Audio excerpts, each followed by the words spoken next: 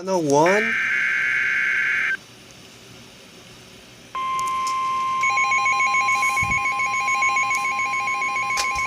Ama ready here?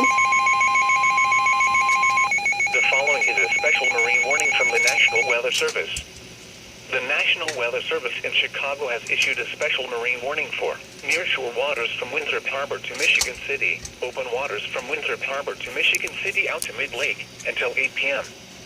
At 5:53 p.m., strong thunderstorms were located along a line extending from 32 nautical miles southwest of Pleasant Prairie to 26 nautical miles southwest of Montrose Harbor, moving east at 35 knots. Hazard, wind gusts to 40 knots. Source, radar indicated. Impact, small craft could be damaged and briefly higher winds and suddenly higher waves.